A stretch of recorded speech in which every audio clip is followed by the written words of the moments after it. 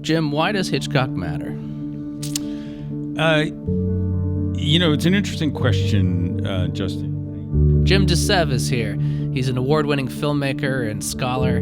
He's the senior artist in residence at Union College and co-director of the Union College Film Studies program. Jim Seve on Alfred Hitchcock and the enduring allure of Rear Window.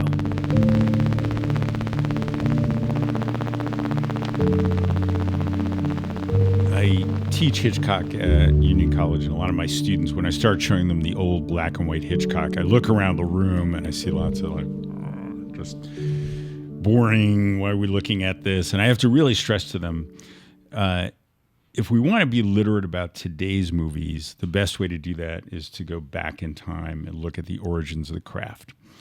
And when we look at the origins of the craft, there are certain people that rise to a level that we just need to study.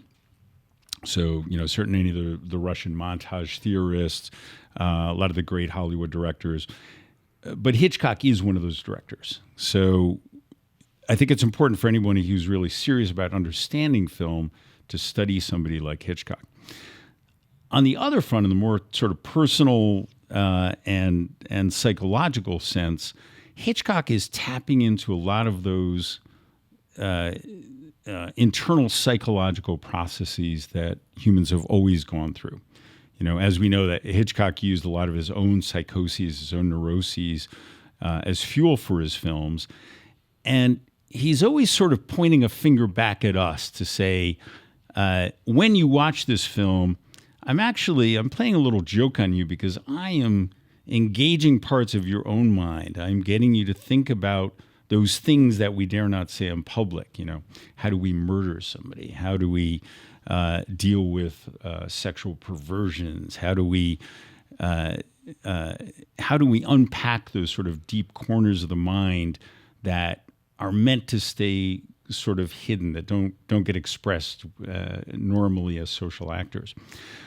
So I think that any period of time is a good period of time to look at Hitchcock's films and to not only appreciate how they've impacted film history, but to really and kind of have fun with them in order to look deep inside ourselves. And that relevance never goes away. What is reality? I don't think many people want reality. I think whether it's in the theatre or in films, I think it must look real, but it never must be. Because reality is something none of us can really stand at any time. He's also a film class in his own, in a box, really. He is a film class in his own. He really innovated so many techniques. We could go through. Should we go through just in terms of helping people appreciate Hitchcock, maybe some of his elements of visual storytelling that he I think that's the way to go, because to me, he the thing to summarize in terms of like what to take away from him is deliberateness. Everything is so careful and deliberate, and you can see those choices, and then learning like why he made those choices is so insightful. Yeah, so Hitchcock came out of the silent film tradition. And I understand that you're a bit of an expert on silent film, right? Is that one of your that's kind of that's my bag. Your really. thing, right? Exactly. Yeah. So, what we know with the introduction of sound is that the camera, which was very free before sound, suddenly became locked down. It got relegated to the soundproof room so that we couldn't hear the clacking of it on the audio tracks.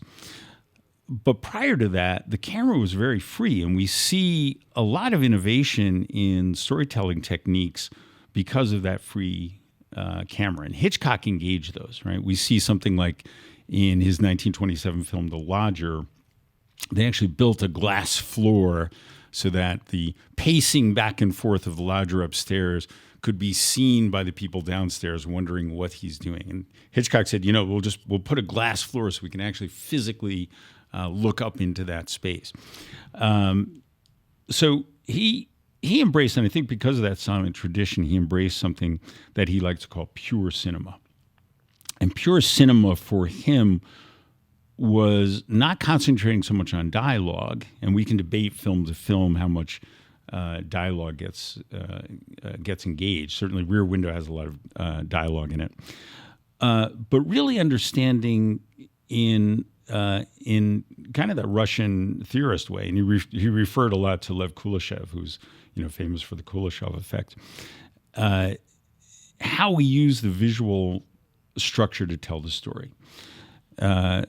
So some of the other devices that he used, of course, we have the MacGuffin, right? The item that in and of itself doesn't matter that much, but drives the story. It's the secret plans that have to get out of the country by midnight, the uranium in the basement and Notorious. So those items themselves aren't imbued with a lot of meaning, except that they drive the story, right? We have his delineation of surprise versus suspense. So he was it was very important for him, for an audience, to know what was going on. So say something like the film Rope. We start with a murder, right? We start with a murder. We know that the body is in the trunk during the dinner party.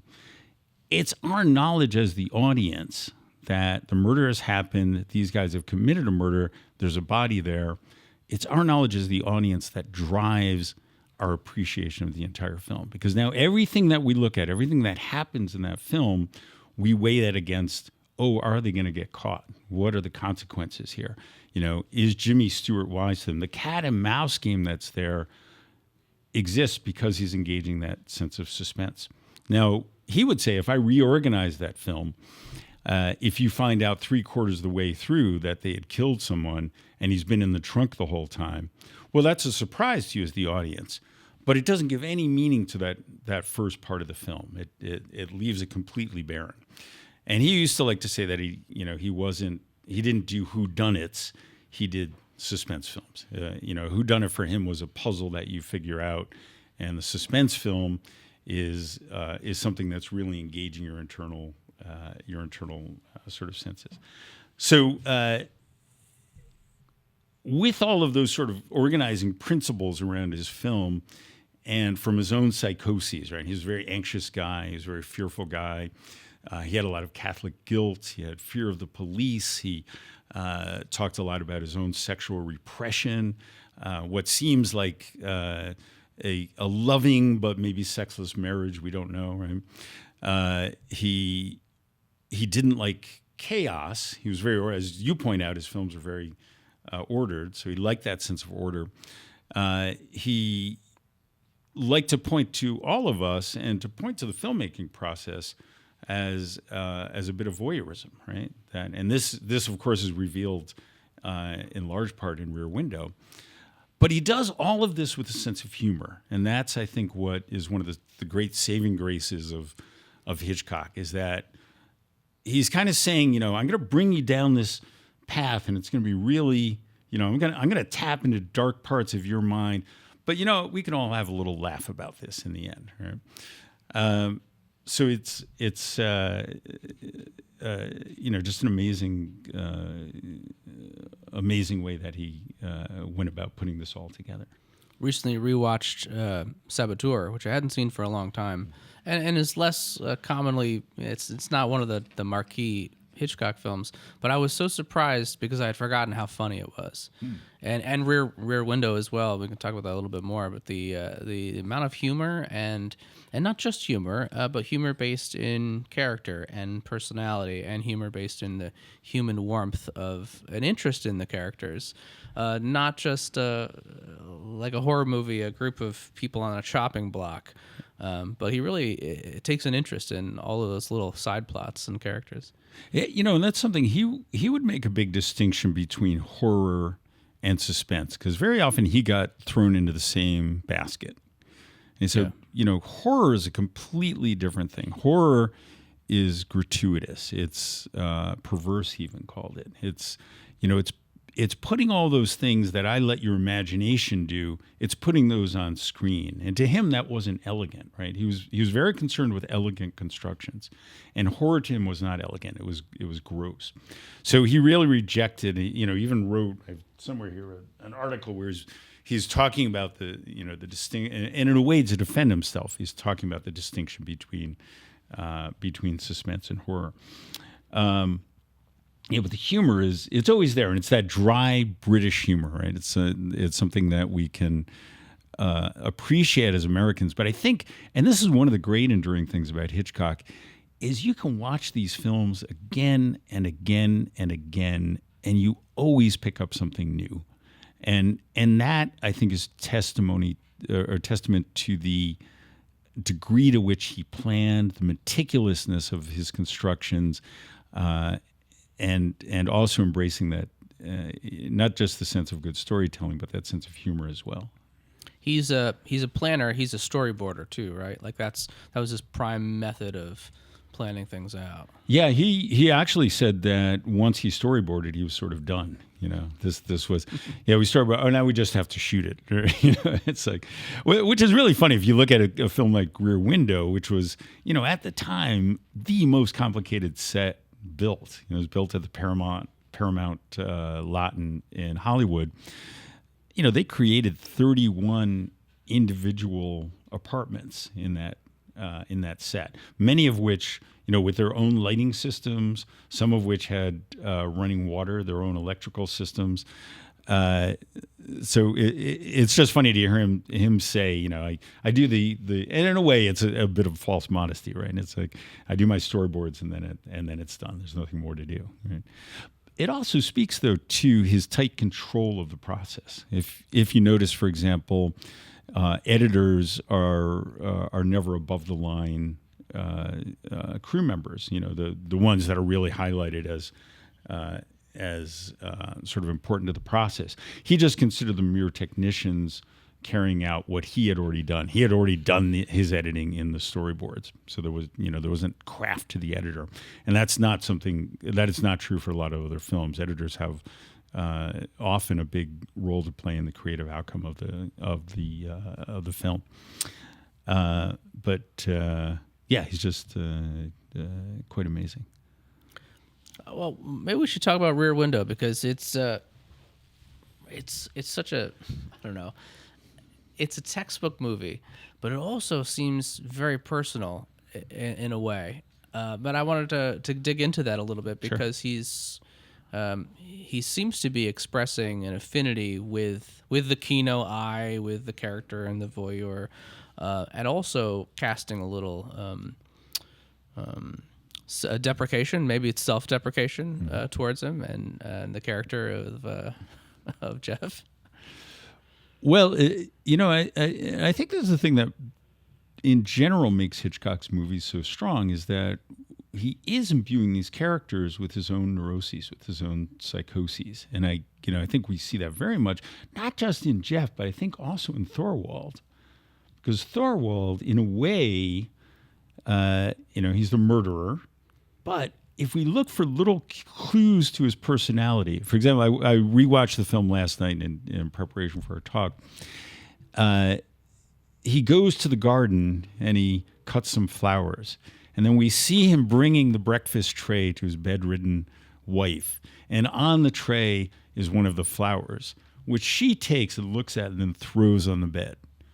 So here's the guy who is, this sort of lonely guy within his marriage. He's trying to make some effort. He's trying to show that he's good, that he's capable of romance, that maybe the marriage can work, being rebuffed by his wife through the simple act of throwing the flower down, right? And we see other moments too where she's listening in on his phone call and then laughs at him. And so in a way, he's trying to build some sense of empathy and understanding to justify this horrible act that occurs, right?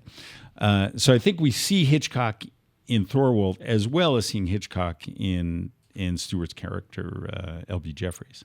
Yeah, Thorwald is not a great murderer. He's not a great villain, really. He succeeds sort of for a while, but he's a pathetic character, and you are. I recall a distance between him. He's the vignette that we see the least at the beginning, and then we see him more and more as time goes on. But he's also deeply pathetic and sometimes sympathetic. He's a Willy Loman traveling salesman with a very difficult situation in his life, and there's a sense I don't think I quite understand fully how much the wife's ailment is and how she's suffering, but she's not in a good place either. They're both trapped in circumstances that are tragic.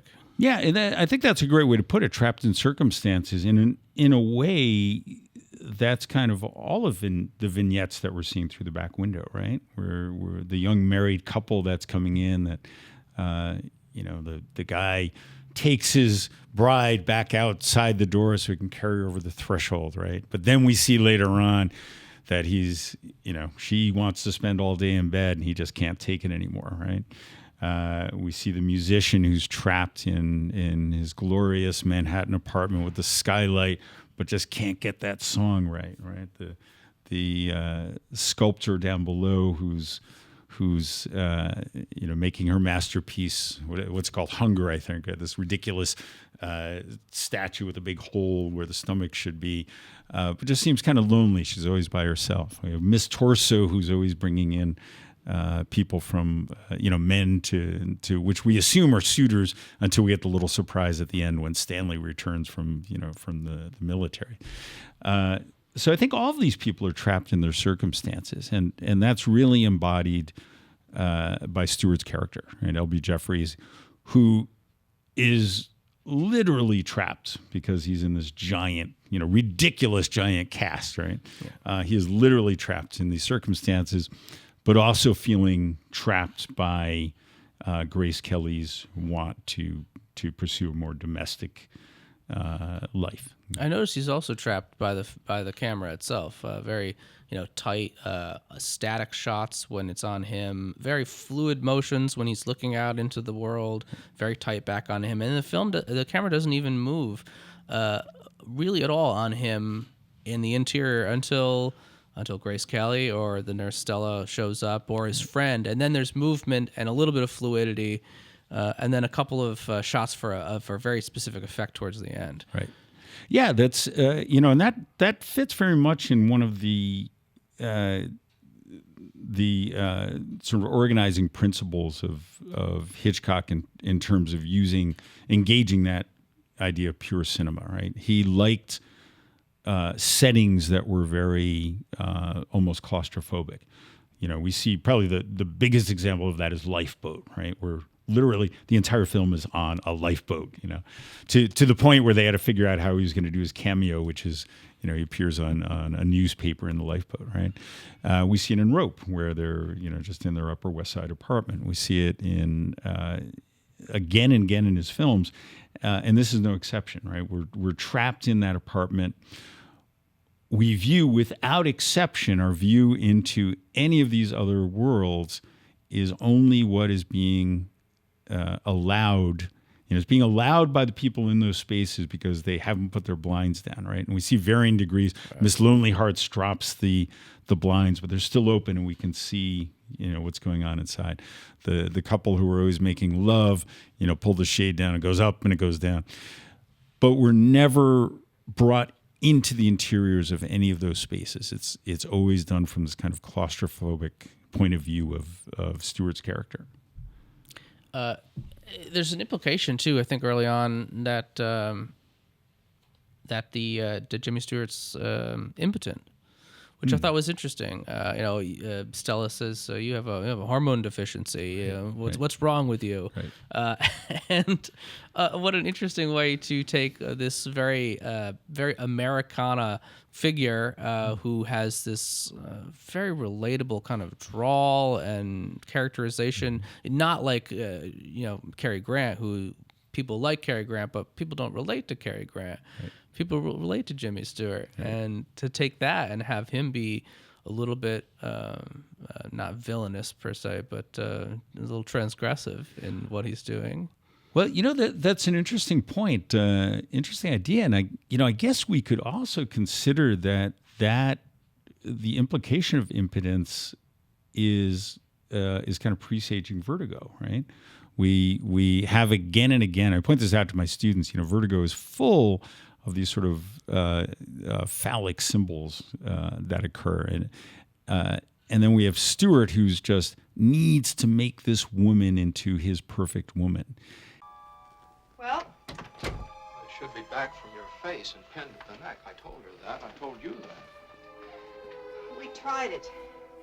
It just didn't seem to suit me.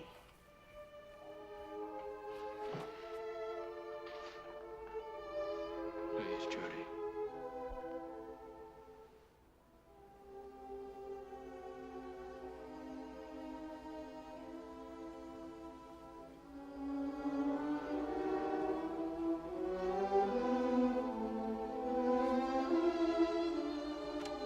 And in a way, there's shades of that in Rear Window, right? His Grace Kelly, who is the perfect woman, well, maybe she's the quote-unquote perfect woman, but not the perfect woman for Stuart's character, right? L.B. Jeffries wants a woman who can, go out into the bush with him and, march in combat boots and, sleep in a cold transport plane. It's kind of Hemingway macho-esque character of that she doesn't fit into his world. And it's really, and I think this, goes back to Hitchcock's sense of humor, because he's completely emasculated in this film, right? He's sitting with his broken leg. His camera has been destroyed. That's sitting on the, it's testament to his bravery, to his, whatever. But the fact is, he's sitting in this little tiny apartment with his leg broken, and with implications of impotence, and this kind of also pathetic pastime. Like, there's no television on, right? He's not just sitting watching TV. His pathetic pastime is spying on the neighbors, and it gets more and more intense. And I think one of the really interesting things about the spying is we understand the imperative for him to up his game. Right? He goes from his eyes to binoculars. Let's get in closer. Binoculars to his telephoto lens. And that telephoto lens is justified because he's witnessed a murder, right? This is a transgression that one of his neighbors done, which in a way gives him license now to spy. He's doing it for good reason. But then we see him using that telephoto lens on other people in the courtyard. He uses it to spy on Miss Lonely Hearts, for example. Right. And this is a clear transgression. And we're reminded Grace Kelly at one point pulls down all the shades and says the show is over. She's a little annoyed that she's not center stage, but also saying, hey, this is kind of messed up. If he did that at the beginning, it would have changed our interpretation of that character. It would have changed our interpretation of Grace Kelly, you mean? Of Jimmy Stewart, right? Yeah. Because if he pulls out the telephoto lens at the very beginning, exactly. And he's particularly gratuitous with it, because I think Stella even says something about how calls him a peeping Tom right at the very beginning, right, too. Like exactly. that's not okay, but it's not okay, exactly. And it's very distant, right? Exactly. And then he gets more and more into it, right? And that the ha not okay starts to take on very serious tones. Yeah. I mean, I just, and this is one of the things where I actually find it very humorous. This is really dark humor, right? But very humorous. And this may sound horrible, and I'm not condoning what this character might be going through. But the fact that we have Miss Lonely Hearts, who is pouring out red pills and is writing her last letter, and they're kind of noticing it and, taking a little bit seriously, but then they're like, oh, but we have this other thing we have to be concerned about. And of course that's used as a device to bring the police there and save Lisa from Thorwald. But there's something a little, I guess it's sort of a reminder that in our, in this kind of prurient, observational framework that we can all engage, this voyeuristic framework, it's in a way not humanistic, right? We can get to the point of not even really taking action. Like, they could have just gone down and knocked on the woman's door and say, hey, come over to our house and have dinner with us or something like that. But they don't, right? Miss Lonely Hearts gets saved because it's convenient for another purpose. It's convenient for another purpose, right? And it's, but it's a reminder to us that in a way we're watching, but we don't care. I was trying to remember, there was that famous case, was it in the Bronx or in Brooklyn in the 1970s, where there was a woman that was being attacked and screaming and yelling for help, and nobody helped. Nobody helped her. Yeah. Nobody helped her, right? And in a way, this film is kind of presaging that event. It's saying, there's a malady here in these circles where we're all neighbors and we have personalities and lives and interesting lives, right? These are the sculptor and the musician and the others. The crowd gives you permission not to have empathy. The crowd gives you permission not to have empathy. That's a really nice way to put it. In a way, we see that again and again in Hitchcock as well, right? It's sort of like the hecklers in the beginning of the 39 Steps, right? They're all heckling at the music hall because they don't really care, right? It's a sideshow for them. But do you think Hitchcock doesn't have empathy? Because I feel a human warmth, and I feel that he is portraying these little B plots in Rear Window and in other films with tenderness. The reputation of him as being a cattle herder of people is a convenient way to describe his directorial techniques towards actors, but he can't give you those B plots with a little denouement for each one without some type of human warmth and tenderness. Well, that's a really good point. He is on a lot of levels highly maligned. There is certainly good reason for it on some levels. We know of his treatment of Tippi Hedren, for example, in The Birds, which was horrific. His dismissal of Vera Miles, who he wanted to play Kim Novak's part in Vertigo. When she got pregnant, he was very upset and called her silly girl.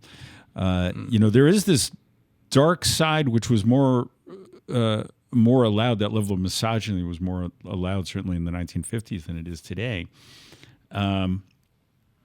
So I think a lot of those things, those examples have made it harder for us to appreciate that kind of human side of him. Well, that's a good point. That's something I got to reflect on a little bit. I think that's a good area to consider. Well, I think let's take a look for a minute at some of the filmic innovations that Hitchcock did, not just in Rear Window, but across his films. Right? He's very good at using and introducing this idea of the subjective camera. Right. So very early on, very early on, right? If we see it in Blackmail, for example. So Blackmail is a film he made in 1929. There was a silent version, and then there was a sound version. It's very interesting if you compare the scenes, the very free camera in the silent version, and the very locked down camera in the sound version. And that subjective camera is already there, and the sense of voyeurism is already there. This young woman is brought up to an artist's apartment to see his paintings, right, the classic setup, and he entices her to change into this sort of frilly tutu just to try it on. And we see her changing behind the curtain. We are there watching her change while he's not allowed to. He's on the other side of the screen, right?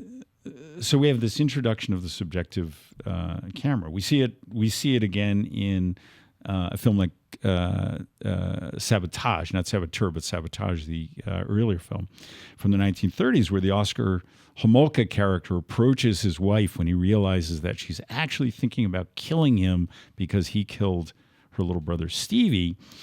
We see the use of a character dolly, which is when you move the camera through space on a character.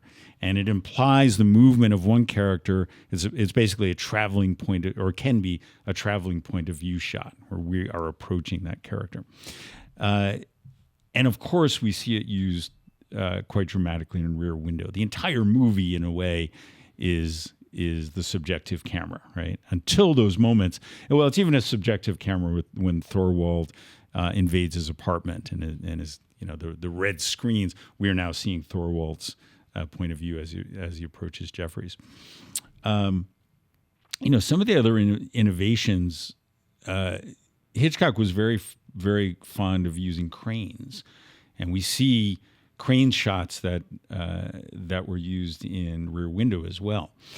One of the most famous crane shots, of course, is the construction in Notorious, where Ingrid Bergman is hiding a key in her hand, and we have this incredible movement from way up in the air, this position of God, which is what Hitchcock used to like to call the audience, and moving the camera from this wide shot of this big entryway to their house, grand entryway, all the way down to her hand, all the way to this little key that now fills the frame. Right? We see it in Vertigo with the invention of the dolly zoom, or the Vertigo shot, right, where we move the camera through space as we also change the focal length, which gives us this distortion of relationships within the frame. So he was quite amazing at looking at what he wanted to pull out of you as an audience, and then figuring out the technical means for doing that. Right? He would use sound too. Right? So if we go back to again to Blackmail, when Alice is sitting at the dining room table or the breakfast table in the morning, she's committed this murder in self-defense. Nobody knows it's her. Her boyfriend is a policeman. Right? She's sitting at the breakfast table, just kind of her head figuring out what's going on, and there's a woman who's talking about the murder. Oh, did you hear about the murder? I can't believe they would do it with a knife, right? And Hitchcock took that word knife and he reused it again and again, to the point where everything else vanishes in the dialogue, and we just hear repeatedly knife. I would never use a knife. Knife. Yeah. To the point where Alice who's holding a knife as she's cutting the bread for breakfast, throws the knife out of her hand, right? He used color and light. Right, we see this. There's that great scene in North by Northwest when Cary Grant and Eva Maria Saint are getting off of the train, and he's disguised as a red cap. And when the people looking for him realize that he's disguised as a red cap, we have a wide shot of the train station with 40 red caps, and they're going around, turning around every one of them to see if it's him. He very much pioneered a lot of editing techniques. Right, he was a big fan of Lev Kuleshov. There's great discussions of Kuleshov where he's talking about and Kuleshov's basic idea is that shots take on different meaning depending on other shots that they're juxtaposed against. Right. So Hitchcock would use this example of, and the film is himself, which is really interesting, right? If you have this older gentleman looking at a baby, so we see Hitchcock, we see the baby, we see Hitchcock. He says, "What am I? I'm the kindly gentleman who loves babies." Now, if we switch the baby out and we put a woman in a bikini, same shot of Hitchcock looking, woman in the bikini, Hitchcock, what am I now? I'm the dirty old man. I'm no longer the kindly gentleman who loves babies. Right? So he understood this idea of how to use editing, and we see it, of course. That idea on steroids in the shower scene in Psycho, for example. It's what is something like 70 camera angles for 45 seconds of film. He would break the fourth wall. He would have occasionally characters look right at the audience. We see that with Norman at the end of Psycho, right, where he's looking right at you, going like, "Hey, I see you." Right, startling. It's really startling, right? So it's we see a lot of these techniques revealed in Rear Window as well. We don't have a wronged man in Rear Window. One thing, like Rear Window is a perfect poster child for all of these techniques, except for his one obsession with a person who's innocent, who's considered to be guilty. Yeah, this was something that he repeatedly used, right? The wrong man. But I was thinking about that last night, because I think in a way, we can make the argument that Thorwald thinks he's been wronged, that maybe this is justifiable homicide in his mind. I'm not saying that it is, right? but in a way, he does engage that idea of the wrong man because, and this is the point of Wendell Corey's character, the detective Doyle, who comes in because he's coming in to say, hey, wait a minute. You guys are way off base here. Right. They're this guy is idle innocent. speculation with no basis for fact. Exactly. They're making idle speculation. And he's saying, you guys are crazy. He's like, well, what about the case? He's like, there is no case. You're making this up. And you're spying on people. This is, this is just not American. This is not. So in a way, there's a suggestion that Thorwald is persecuted wrongly, right? So there's flavors, there's notes of the wrong man that I think are still there within. Oh, that's a good point because really they're right about Thorwald, but only accidentally. In the end, right? Exactly. It does seem ridiculous, right? I mean, one of the great moments in the film, I think, is when he's alone in his apartment. He's been doing this. Lisa storms off because this it's goodbye, at least until tomorrow night, right? And he falls asleep in his chair. It's raining. He's kind of dozing off. Wakes up, and there's this really chilling moment where in the midst of this silence, we just hear a scream. And he's not looking outside at this point, and it's dark outside.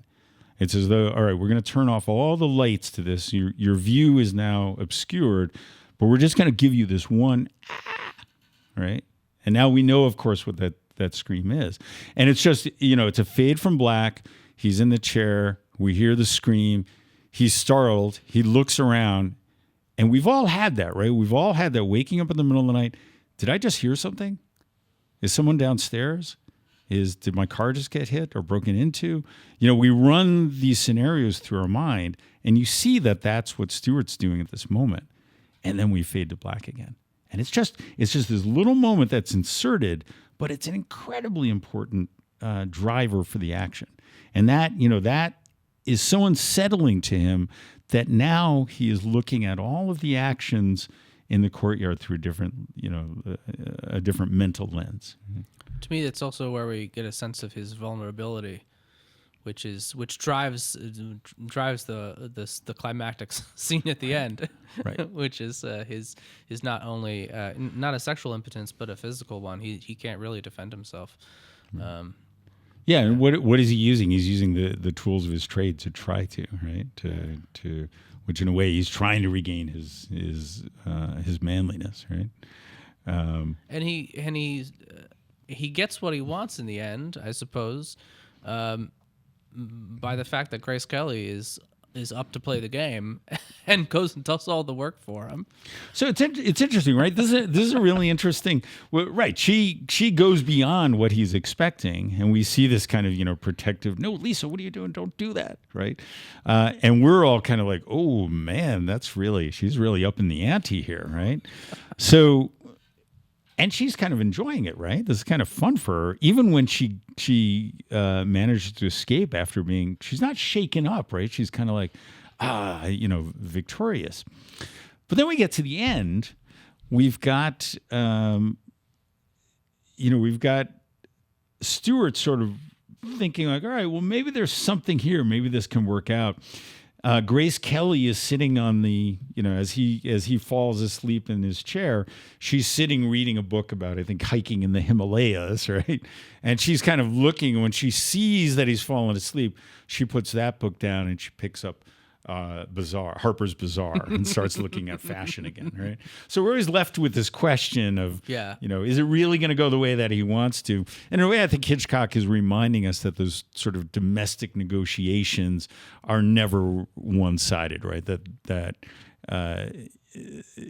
he's giving us an ending, but he's giving us a really open-ended question, like what really is going to happen with them? Does this really solve all of their domestic problems? And he's kind of hinting that it doesn't, right? Right. Yeah. But also, he doesn't turn Grace Kelly into a person who necessarily has to be one thing or the other. She has the ability to be both still, and she has an incredible amount of agency. Right. Well, that's a really good point. That's a really, really good point. And she may, And this is an interesting thing when we think about Hitchcock's own personality. We know that Alma Reville was his wife. They married in, I think, 1926. But she was more than that. They really worked together, and she really should be credited in ways that she's not on a lot of these films. She was a sounding board. She often came up with a lot of the creative decisions and the creative thrust. She is sort of that classic cliche. Behind every successful man is a woman, right? And these films probably should have been directed by Alfred Hitchcock and Alma Reville. So we have this character in Stewart that's been emasculated by his accident. We have the perfect woman that he's rejecting, but we know he kind of needs to actually achieve, even this moment where, he's caught a murderer, but really without her, this could not have happened, right?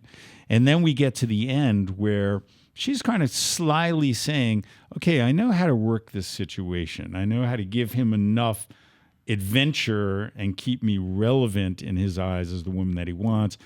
But I'm still going to go to, Paris Fashion Week, and I'm still going to wear these $1,100 dresses, and I'm still going to do what I want to do. So in a way, he's sort of saying, men are ceding control to and this is a little cliche, and I think a little misogynistic on its own, ceding control to the machinations of the woman. Right? Right. Wrapping up our thoughts about Rear Window, it seems that we started off our discussion talking about students might not feeling engaged with the material because of its markers of age. But talking through it now with you, there's so many things that are universal and universally interesting, and there's still a strong theme in media today with our voyeuristic desires for delving into crimes and the terrible things that people do to each other, expressed maybe most strongly in true crime. Mm-hmm. It seems to have a lingering taste in our mouths. Yeah, I think, people are, we're social actors, but we're social actors that we're always testing our own proclivities, interests. As kids, what are we doing?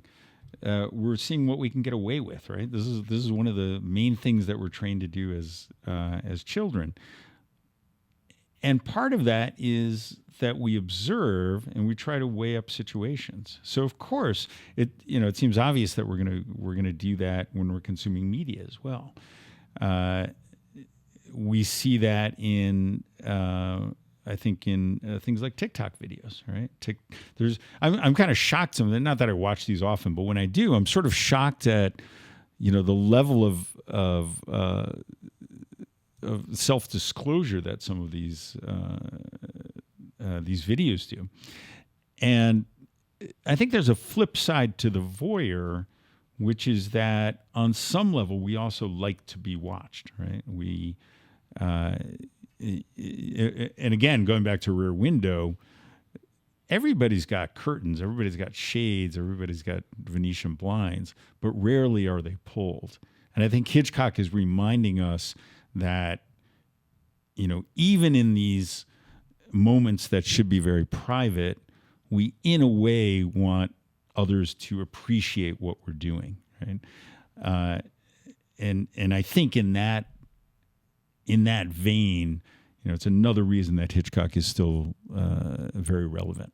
I think one other thing with Hitchcock is the speed at which he lets us experience these things. I find Hitchcock a great antidote to sort of the speed of media these days, right? And I see it with my students. They're so used to having images thrown at them. They talk about doom scrolling all the time. You're just going from item to item to item.